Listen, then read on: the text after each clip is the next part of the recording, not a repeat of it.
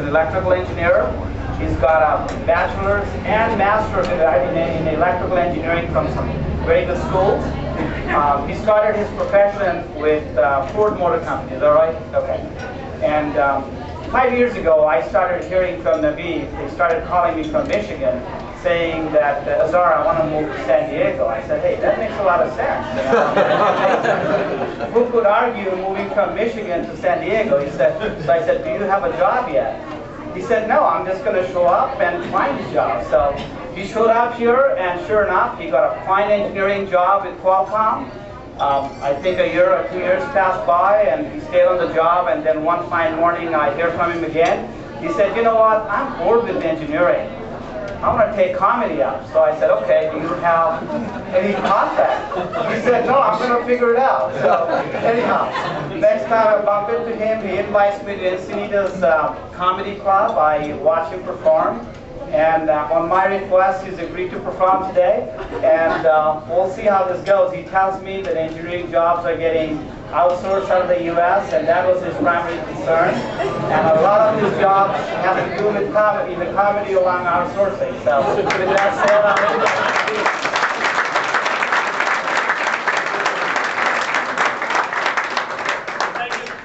Thank you, Azad. Thank you very much for having me, and please continue to eat, and I hope you don't choke while I try to make the luck. Can you all hear me though?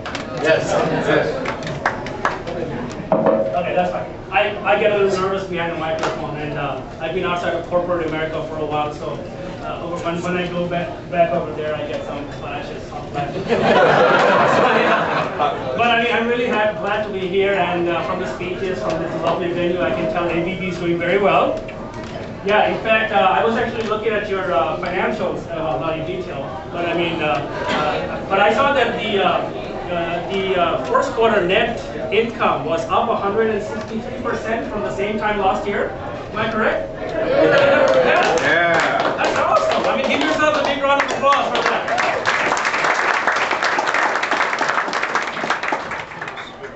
I was wondering, I kind of read further, I was wondering if that can be attributed to the fact that Mr. Dinesh Paliwal was outsourced to Harman International.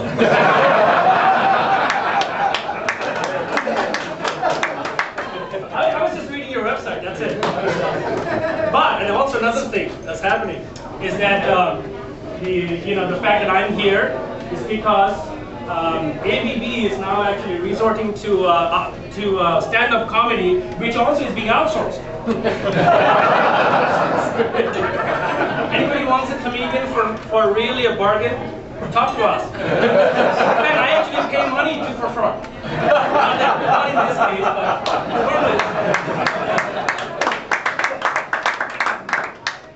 but I mean, but nature always has a way to take revenge, okay? And in my case, what happened, and this is a fact, I used to work at Qualcomm, and I actually joined the startup. I didn't quite quit Qualcomm and just jumped into comedy. I quit Qualcomm, I joined a little startup company. 2 months down the line, my job actually gets outsourced up to India.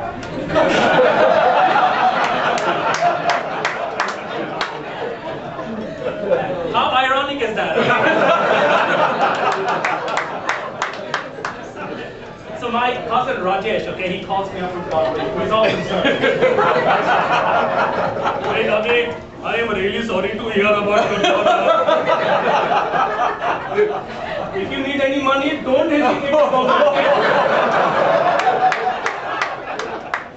At America, online customer service toll free.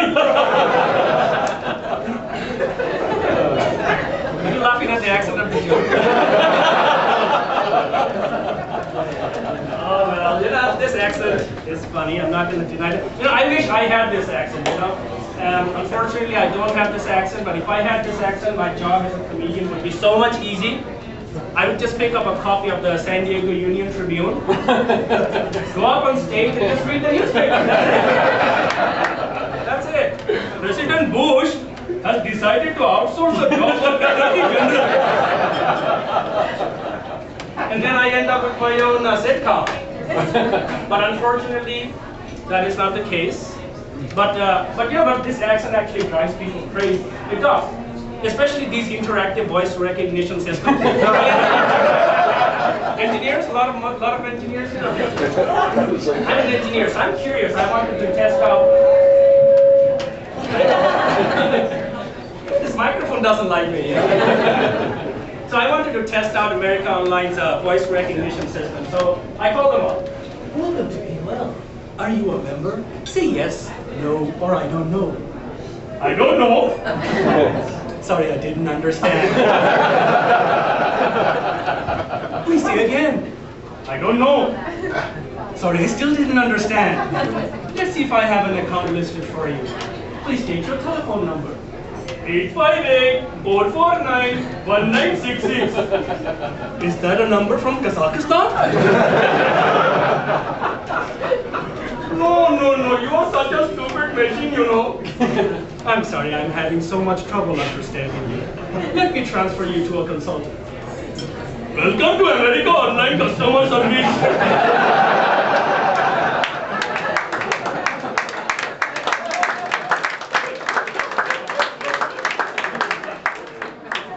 My name is Roger Adams.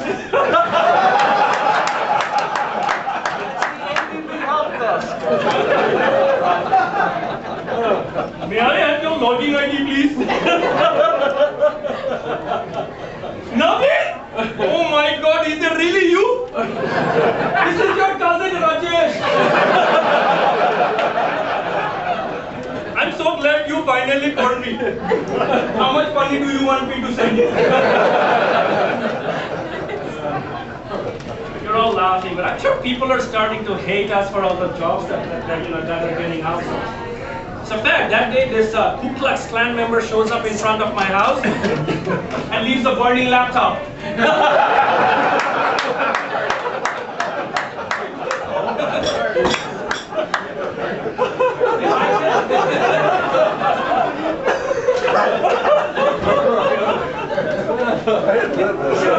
I tell college kids, hey listen, if you want to increase your odds of getting a job, change your name to Apu Arage. In fact, Mr. Azhar actually tells it, this is what he tells his boys. Hey, finish your homework. There are people in India who are hungry for your job.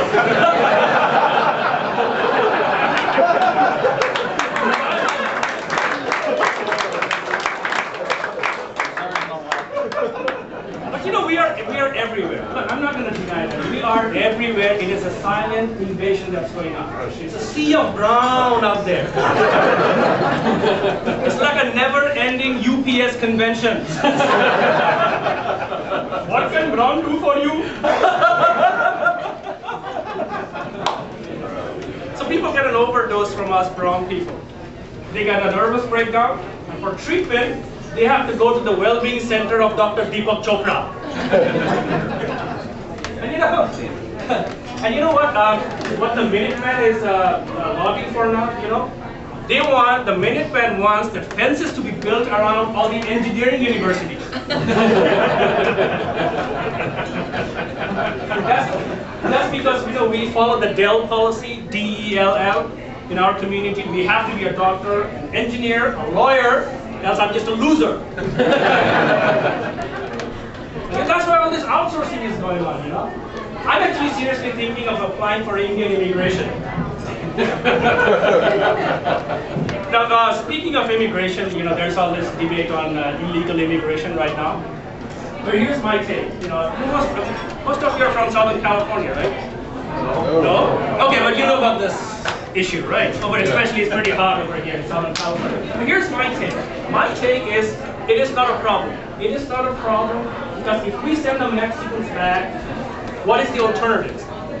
You want to put us Indian people on the strawberry field? Do we look like physically the most fit people? I am not going to pick up any more strawberry for today. I am done. I've had 5 plates of masala dosa. I'm going home now. Let me ask you this question. When you're out jogging on the streets, how often do you see an Indian jogging? How often do you see an Indian jogging on the streets? Never. No. If there's one Indian jogging on the streets, it's a field day for the paparazzi. And besides, you put us in the fields, the first thing we will do is outsource even that work. Things are fine the way they are, you know. And you know what? You can tell I'm a Mexican sympathizer, and from a distance I can actually pass as a Mexican. Not a good-looking one, but yeah, I can pass as a Mexican. So whenever I see a border patrol helicopter, I just start running like crazy. It drives them crazy, you know. Attention, amigo, pare aquí, alto, alto. Are you talking to me? I am just out for my afternoon run. What is your problem? Paparazzi. Oh well, but it's not like immigration is not a problem. And I always hear cowboys and Indians, and I always wonder why it's Native Americans are referred to as the Indians. Whenever I hear cowboys and Indians, and I'm always picturing John Wayne and Mahatma Gandhi. Howdy, children. You so nice in those white clothes. Oh, John Boy, stop pulling my leg. Put down your gun and follow the path of non-violence. So, I talk a lot about immigration, but while on the topic, I might as well say that I recently became a U.S. citizen.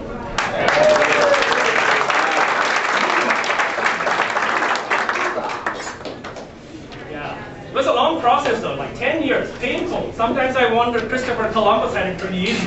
That's a touchy topic, all right. But officially it makes me an American Muslim.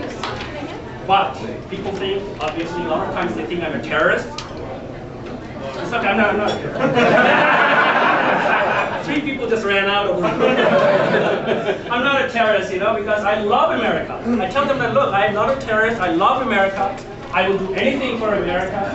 For America, I am ready to do jihad.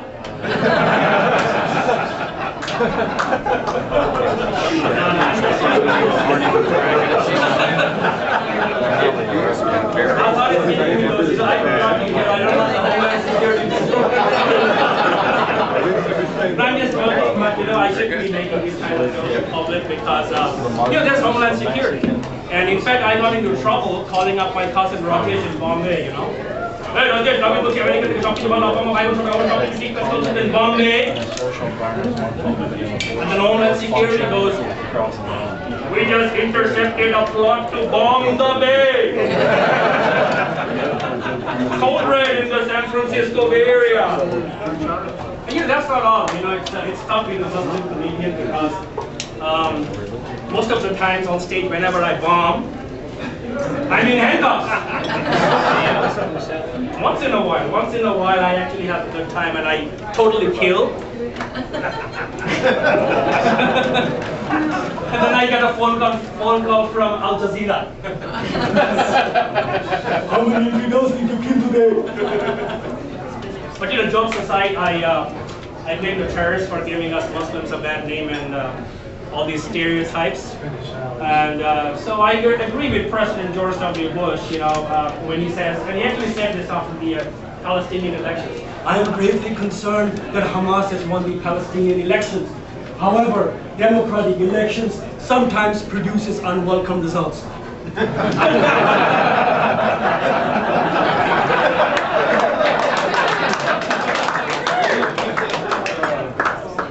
We could outsource President Bush.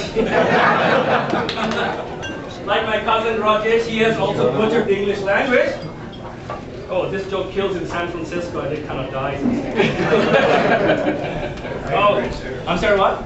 Patriots here. Patriots here? Yeah, I mean, patriots can be, speak their minds too. But anyway, are you talking about Patriot missiles? Or the Patriot? Whatever works. Whatever. I think we comedians are really harsh on President Bush. We're being really harsh on this guy, and he's trying to do a good job. And I'll admit one thing: he's really my favorite president. I love this guy. I mean, think whatever you want to about me, but I love this guy because for the last 6 years, he has given us so much good comedy material. It is not even funny. It's true.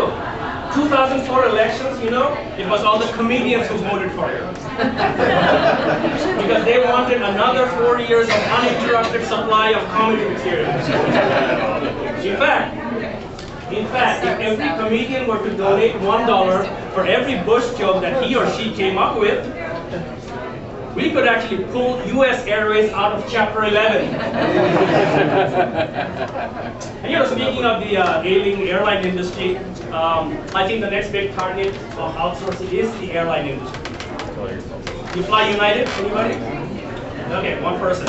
You can tell how United's a financial health is. But you know, next time you board the jet, this is what you're going to hear. Ladies and gentlemen, on behalf of Captain Amitav and his crew, this is Raj welcoming you aboard United Flight 129 with non-stop service to San Francisco. This time, please make sure your seat bag is in the full yoga position. If you are seated in the exit row, please read the instruction card located in the seat pocket. If you are unable to perform the task of reading Hindi, please ask the flight attendant for a copy of Hindi for Dummies. In the event of a loss of cabin pressure, that's a spicy masala dosa will automatically from the compartment above your seat. We really appreciate your business and our apologies for all the jobs that have been lost. Alright, well, you know, I mentioned about my job getting lost to outsourcing, so that was the sad news. But the good news is that I'm actually out of corporate America now. And I can step on all the toes, attach to all the behinds. I've been kissing for all these days. You know, where I come from, Southeast Asia, the Indian subcontinent, we actually all have PhDs in brown nosing. It's a fact. That's our means of survival. That's why you must be wondering why it's not just our noses, but our whole bodies are brown.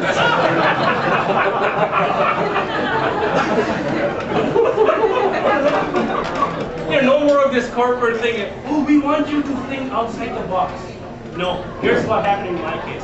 Every time, you know, I got my behind kicked, every time I thought even outside my cubicle. Now, I used to work at Ford Motor Company, as Azhar said, and you know, I was the only person there who actually drove a Mitsubishi, okay, in Detroit. Imagine, Ford Motor Company, I drove a Mitsubishi. It's true. It was a weekly ritual at Ford to come in, everybody come and key my car, you know. It's true. And you know, I actually, as Azhar mentioned, I worked there as an engineer, and it's a fact, I was the worst engineer Ford saw in its 103-year history. Now you know why Ford has so many recalls. In fact, my college is actually recalling my engineering degree. But anyway, I'm going to wrap up here. Everybody's kind of looking very hungry. So, yes, you are? Yeah, okay. But I wasn't voting with the food, right? Oh, okay. I feel better. So I don't want people to starve because I'm human. But I'm going to wrap up over here. And you know, I talked about some touchy topics like outsourcing, about illegal immigration. But we have to remember one thing, that these two things are a direct result of the global economy that we live in. And you ABB folks, you guys live and breathe the global economy every day, right? You have offices in 100 countries, right? Something like that. So anytime, you know, your customers give you a hard time saying, hey, you guys are too much of a global company, you know? Do you guys have issues sometimes like that? Yeah, this is what you tell your customer. Mr. Customer, sir, you see that black shirt you're wearing? This black shirt was made in Vietnam, then it was shipped on a Singaporean vessel with an Indonesian crew, then it was offloaded at the Los Angeles port by Mexicans, then loaded onto a San Diego one Korean truck with a Japanese engine and a Guatemalan driver. And sir, you put that Vietnamese shirt on, you get into your Japanese Honda Accord, you drive down to the office of ABB, a Swiss company, to meet with Mr. Azhar, who's from Bangladesh.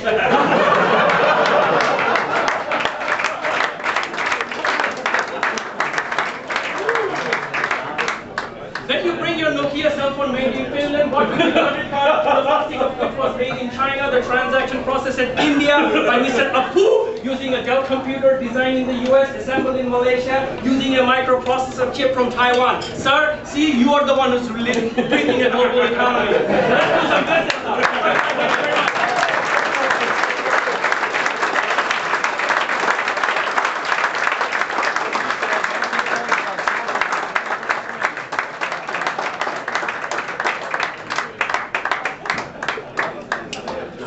I like all accountants except for that brown nose and brown skin.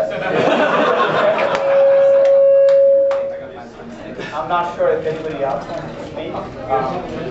One or two.